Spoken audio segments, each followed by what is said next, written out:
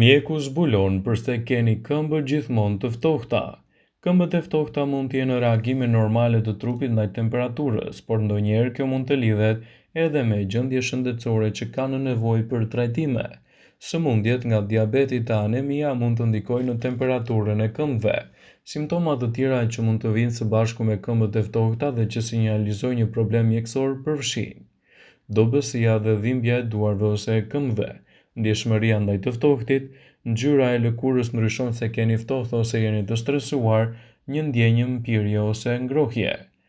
Anemia mund të jetë një nga arsyet. Këmbët e ftohta mund të jenë shenjë pagjaksisë dhe kjo kërkon edhe një konsult me mjekun. Sëmundjet e arterieve periferike, kjo gjendje ngadalëson ose bllokon qarkullimin e gjakut. Diabeti. Nëse keni diabet, jeni të rrezikuar për një sër problemesh që mund të prekin këmbët. Hipotiroidizëm. Gjendra tiroides mund të jetë fajtore për këmbët e ftohta dhe mund të prodhojë hormone që prekin pothuajse të gjitha organet. Prandaj konsultohuni me mjekun.